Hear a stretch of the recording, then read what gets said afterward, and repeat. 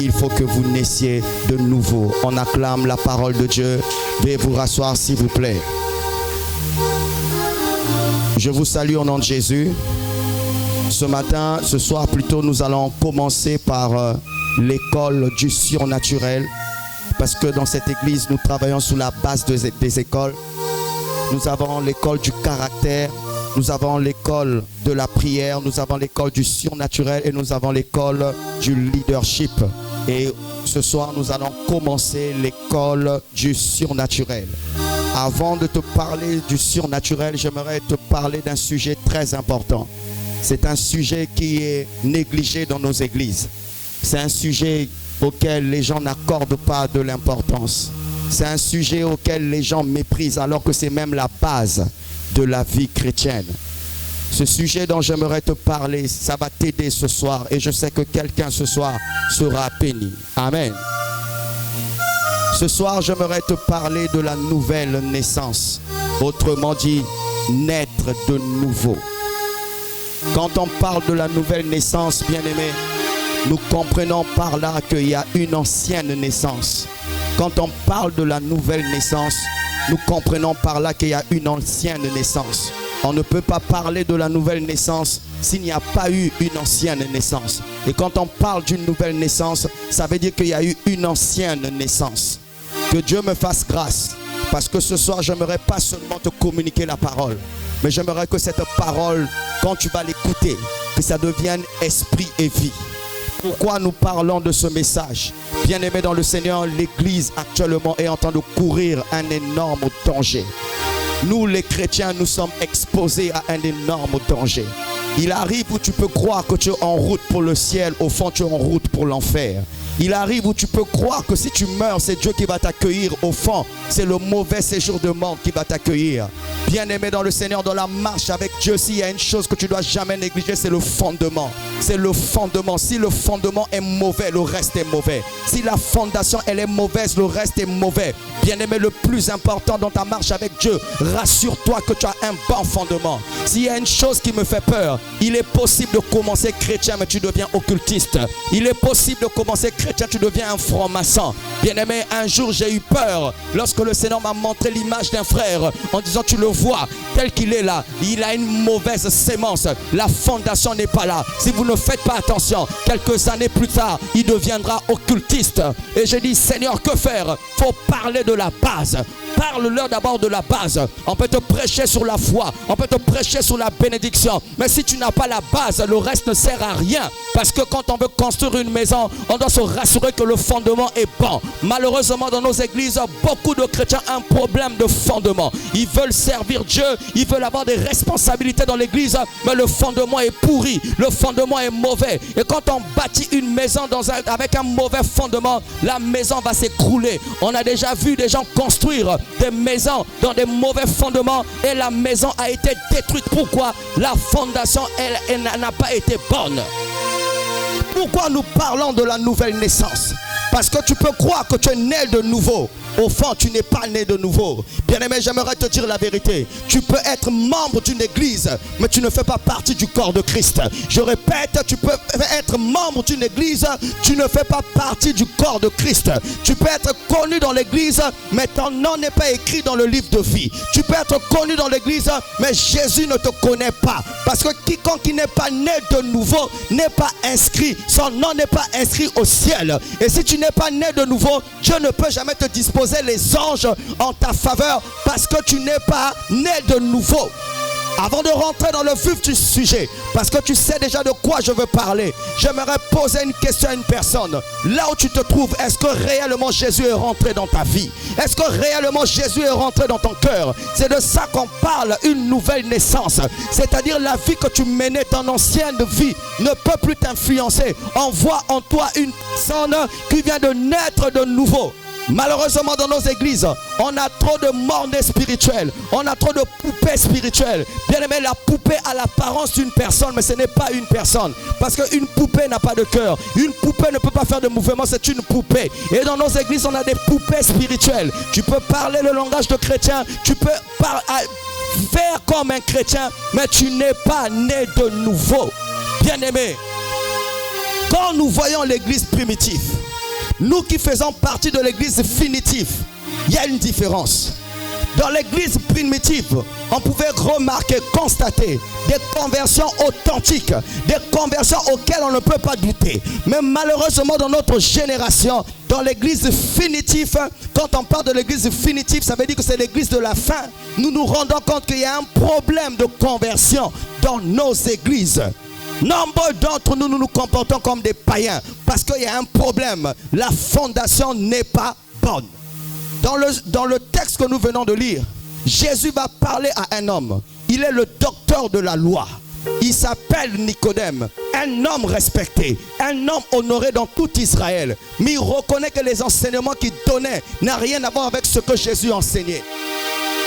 Et Nicodème va avoir le courage de se rapprocher de Jésus et de lui poser des questions.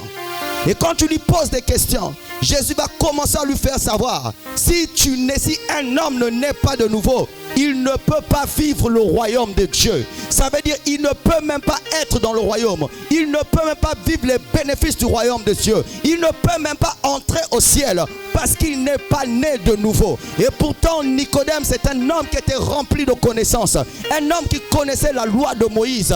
Mais il n'était pas né de nouveau. Et ce sujet a beaucoup troublé Nicodème. Et dans nos églises, on a trop de Nicodème. Parce que tu connais un peu les Écritures, tu veux nous faire croire que tu es né de nouveau. Parce que tu chantes la musique chrétienne, tu penses que tu es né de nouveau. Parce que tu donnes ta dîme et tes offrandes, tu penses que tu es né de nouveau. Parce que tu es partenaire dans une église, tu penses que tu es né de nouveau. Parce que tu soutiens le pasteur, tu penses que tu es né de nouveau. Et je vous assure que beaucoup d'églises ont été détruites par là. Parce que cet homme est riche.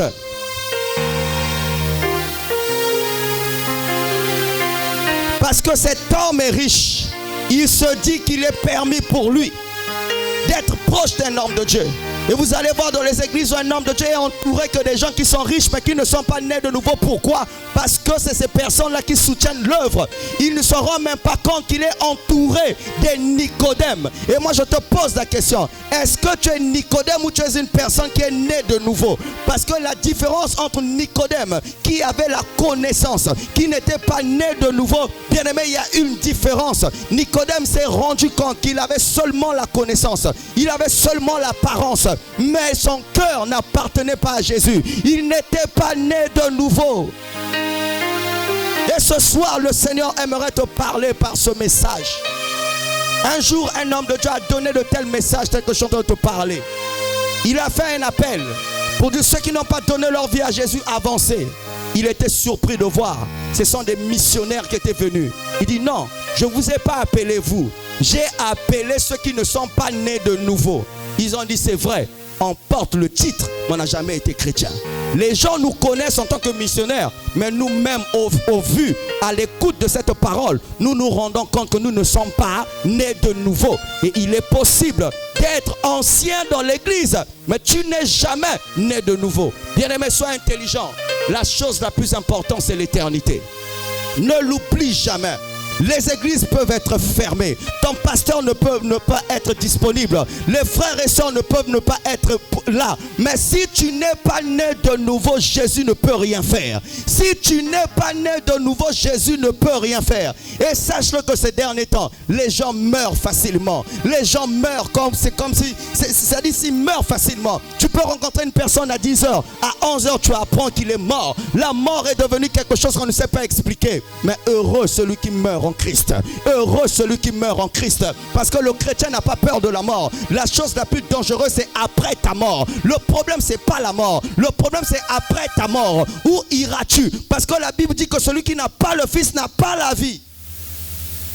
Et ce soir, j'aimerais te parler de 4 éléments qui prouvent que tu es né de nouveau. 4 choses que tu dois savoir si réellement tu es né de nouveau. Et c'est de ça que je vais développer ce soir. Il est possible d'être pasteur. Tu n'es pas né de nouveau. Il y en a beaucoup qui vont dans les écoles théologiques. Il peut te citer la Bible à cœur. Il peut même connaître la Bible plus que tout le monde. Il n'est pas né de nouveau. Comment on peut savoir que cette personne est née de nouveau? Quels sont les signes qui prouvent que la personne est chrétienne? Point numéro 1. Ce qui prouve que tu es né de nouveau, c'est que tu vas remarquer qu'il y a un changement de vie. Celui qui reçoit Jésus dans son cœur, dans sa vie, ce n'est pas ton teint qui va changer. Ce n'est pas ton corps qui va changer. Le corps va rester le même. Le teint peut rester le même. Ce qui change en toi, c'est un changement de vie. Et quand on parle de vie, on parle de la sémence. Parce que la Bible dit que celui qui est né de Dieu triomphe du monde. Donc il y a un changement de vie. Comment savoir que ta vie a changé? Les choses qui t'attiraient hier ne t'attirent plus. Les choses auxquelles tu étais attaché, tu n'es plus attaché à ça. Comme l'apôtre Paul, les choses que je voyais pour moi comme un gain, mais à cause de Christ, je le considère comme de la boue. Pourquoi? La personne est née de nouveau. Si avant ta conversion, tu étais une personne qui aimait de l'alcool et que le jour où tu te convertis, tu es encore attaché à l'alcool, laisse-moi te dire, ta vie n'a pas encore changé. Jésus n'est pas encore rentré dans ton cœur. Il n'est pas encore assis sous le trône de ton cœur. Parce que celui qui est né de nouveau, il y a un changement de vie. Les choses qui t'attiraient ne t'attirent plus. Ma soeur, même si hier, tu t'offres aux hommes, tu allais dans des boîtes de nuit, laisse-moi te dire, ma soeur, tu auras le dégoût des boîtes de nuit. Tu auras le dégoût d'offrir ton corps à un homme qui ne t'a pas épousé. Tu auras ce dégoût de vivre dans l'impudicité. Tu auras ce dégoût. Pourquoi? Il y a un changement de vie. Il y a un changement de sémence. Lorsqu'une personne reçoit la sémence d'un sorcier, il devient sorcier. Mais celui qui reçoit la sémence de Dieu, bien aimé, la divinité en lui travaille. Si depuis que tu viens à l'église, il n'y a pas un changement de vie, laisse-moi te dire, tu n'es pas né de nouveau. Il se peut que tu es un païen parmi les chrétiens. Tu es un païen parmi les chrétiens. Parce que la Bible dit que le léopard ne peut pas changer la couleur de sa peau. Quand on est païen, à un moment donné, tu peux faire semblant d'être un chrétien, mais la vérité finira toujours par triompher. La vérité finira toujours par triompher. Tant que Jésus n'est pas assis sous le trône de ton cœur, tu ne pourras pas faire semblant longtemps. Un jour, la vérité finira par triompher. On saura que tu n'as jamais été chrétien, mais tu es un païen. Je préfère être païen. Les gens savent que je suis païen. Ils peuvent m'aider. Mais de dire que je suis chrétien, au fond de moi, je suis un païen. Bien aimé, c'est un dégoût. Mot de ventre, l'hôpital. Pire encore, bien aimé dans le Seigneur, est-ce que tu es né de nouveau? Est-ce qu'il y a un changement de vie? Est-ce qu'il y a un changement de vie? Frère, c'est simple. Lorsqu'une personne est possédée d'un esprit démoniaque, c'est un démon qui va conduire sa vie. C'est un démon qui va imposer sa manière de parler. Est-ce que vous savez qu'un certain langage que les gens utilisent dans des films, dans des clips, dans des chansons du monde, ce sont des langages démoniaques? Comment pouvez-vous voir une personne qui dit « On était dans une fête, c'était mortel ». C'est démoniaque. Comment tu peux aller dans une fête qui est mortelle? Si tu vas dans une fête qui est mortelle, que tu vas mourir. Mais les gens trouvent que c'est normal. Il y a même d'autres qui disent « Ah, c'était fort, c'était grave. Il y avait le feu là-bas. Il y a le feu là-bas, je vais me brûler. » Il y a des langages démoniaques. Dis-moi amen, je vais te parler ce soir. Est-ce que tu es né de nouveau? Il y a un changement de vie. Quand tu étais païenne, Chine, tu es maintenant chrétienne, tu n'es pas né de nouveau. Tu es un mort-né spirituel. Tu es dans un coma spirituel. Pourquoi? Parce que ça prouve que la sémence de Dieu en toi ne travaille pas. Ça ne travaille pas. Lorsqu'on parle de l'histoire de Caïn et Abel, tous ceux qui sont sortis de Caïn avaient un mauvais cœur comme Caïn. Lorsqu'on parle de la sémence de Dieu, tous ceux qui sortent de Dieu, ils ont le cœur de Dieu. Ils ne sont pas parfaits, mais il y a une grâce en eux qui travaille. Est-ce que tu es né de nouveau? Est-ce que tu es chrétien? Si la mort t'attrape maintenant, est-ce que tu vas aller au ciel? Si la mort te surprend maintenant, est-ce que c'est les anges qui vont t'accueillir ou bien c'est les démons qui vont t'accueillir? Est-ce que tu es né de nouveau? Bien-aimé, Dieu te parle. Tu dois revoir ta conversion. Il se peut que tu aies entendu parler de Jésus, mais il se peut qu'il n'ait jamais rentré dans ta vie. Job a dit, j'entendais parler de toi, maintenant mes yeux t'ont vu. On peut te parler de Jésus, mais il n'est jamais rentré dans ton cœur. Bien-aimé, ce soir, sois honnête envers toi-même. Est-ce que tu es né de nouveau? Est-ce que cette sémence en toi travaille? Est-ce que cette sémence en toi travaille? Quand tu étais païen, tu portais sexy. Tu es devenu chrétien, tu portes sexy. Quelque chose ne va pas. Quand Dieu te vend, on dirait un albinos spirituel. C'est-à-dire, on ne te comprend pas. Ça veut dire que tu n'es pas encore né de nouveau. Il y a un changement de vie. Comment le savoir? Sans faire d'effort. Tu aimes méditer la parole. Quand tu ne lis pas la Bible, tu es mal à l'aise. Sans faire d'effort, tu aimes la prière. Tu ne peux pas passer toute une journée sans prier. Tu ne peux pas. Ça te rend mal à l'aise parce que tu aimes ça. Sans faire d'effort. Des fois, tu as envie d'injurier une personne. C'est comme si le Saint-Esprit bloque ta langue. Pourquoi? La sémence de Dieu en toi travaille. Sans faire d'effort. Mais si jusqu'aujourd'hui, tu as toujours le même langage, la même mentalité, le même comportement, la même attitude, bien aimé, quelque chose ne va pas. C'est pourquoi tu vas voir quelqu'un venir à l'église, il ne vient pas à l'église, mais il vient pour le pasteur. Mais la bonne nouvelle ne vient plus pour le pasteur parce qu'il est déjà occupé. Viens maintenant pour Jésus, à rendre un service. Dis amen, je veux parler. Je vous assure, nombreux viennent dans les églises pour plusieurs motifs. D'autres peuvent venir pour faire tomber l'homme de Dieu parce qu'ils ne veulent pas qu'il puisse rentrer dans sa destinée. D'autres peuvent venir juste pour détruire. Mais je t'assure, si ce n'est qu'un arche de vie, plus on a échoué au nom de Jésus.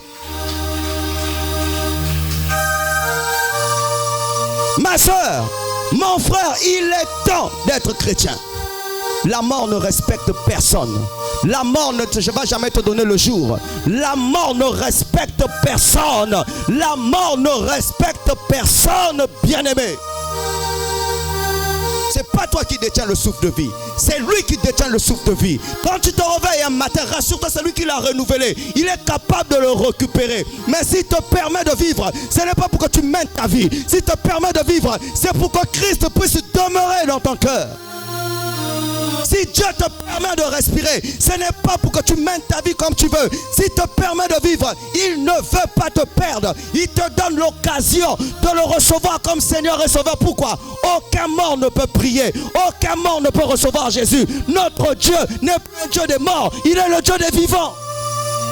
Donc pendant que tu vis, fais attention dans ta relation avec Dieu. Fais attention. Pose-toi des questions si réellement tu es né de nouveau. Deuxièmement, quels sont les signes qui accompagnent ceux qui sont nés de nouveau? Quand il y a la sémence, quand il y a cette vie en eux, il va avoir un changement de langage. Un changement de langage. Un changement de langage. Frère, toi tu peux injurier comme tu veux. Tu peux parler comme tu veux. Bien aimé, il y a un problème. Parce que celui qui est né de nouveau, même injurier, même parler du mal de quelqu'un, il a du mal. Il sent comme si son cœur battre. Pourquoi? Ce n'est plus lui qui vit. C'est Christ qui vit en lui. C'est-à-dire que son langage a changé. Mais toi, depuis que tu es chrétien, soi-disant, ton langage n'a jamais changé. Bien aimé, il y a un problème. C'est pourquoi il y a des cantiques qui ne concernent pas tout le monde. Il y a des cantiques qui concernent les enfants de la maison. Il y a des cantiques qui concernent rien que les chrétiens. Bien-aimé, depuis que tu es chrétien, pourquoi ton langage ne change pas? Tu injures comme tu veux. Tu calomnies comme tu veux. Tu critiques les gens comme tu veux. Tu parles du mal des gens comme tu veux. Bien-aimé, comment expliquer ce que le païen fait, toi aussi tu le fais normalement? C'est à cause de ça. Nombreux ne viennent pas à Jésus.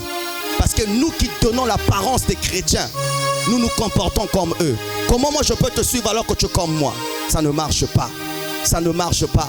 Bien-aimé dans le Seigneur, Dieu te parle. Si réellement tu es né de nouveau, il doit avoir un changement dans ton langage. Un changement dans ta manière de parler. Dans ta manière de parler. Si tu penses que c'est facile de parler du mal d'un frère, d'une sœur qui est en Christ, si tu penses que c'est normal pour toi, il y a un problème. Il se peut que Jésus n'ait jamais rentré dans ton cœur. Il se peut que Christ n'habite pas pleinement dans ton cœur. Parce que le Seigneur va changer ton langage. Combien de mamans, vous maudissez vos enfants et pourtant vous vous dites des chrétiens. Et les enfants subissent ce que vous dites parce que vous ne vous rendez pas compte. Quand je suis né de nouveau, le Seigneur contrôle mon langage. Mon langage change. Troisièmement, quand on est né de nouveau, il y a un changement de mentalité. Tu ne pourras plus avoir la mentalité des païens. Tu ne pourras plus avoir la mentalité des gens de ce monde. Mais tu auras la mentalité des enfants de Dieu. Tu auras la mentalité de ceux qui sont nés de nouveau. Pourquoi? Parce que la sémence de Dieu en toi parle. La sémence de Dieu en toi travaille. La sémence en toi, de Dieu en toi, sa vie. Changement de mentalité. Bien-aimé dans le Seigneur. Aujourd'hui, malheureusement, comme nous l'avons dit le dimanche, nous rencontrons 3 catégories de personnes qui se disent chrétiens. Dans les 3 catégories, il y en a de ceux qui sont vraiment chrétiens. Mais les 2 autres, ça inquiète. La première catégorie, c'est des hommes animaux. C'est-à-dire tout ce que je prêche là, tu n'arrives pas à comprendre ça. Parce que tu ne te sens pas à l'aise dans des prédications. Tu ne te sens pas à l'aise. Mais si on te parle de Kofi, si on te parle de JB, si on te parle de Zouk Love, là tu te sens à l'aise. Pourquoi? Tu ne te rends même pas compte que tu n'es pas né de nouveau. Parce que la sémence de Dieu n'est pas encore en toi. Pourquoi? Tu es un homme animal. C'est pourquoi tu vas voir un frère, il vient à l'église, sa spécialité c'est seulement draguer les filles. Il vient seulement pour draguer. Il vient jamais pour Jésus. Il vient seulement pour draguer. Si tu es au milieu de nous, tu es un homme animal. Tu n'es pas encore né de nouveau.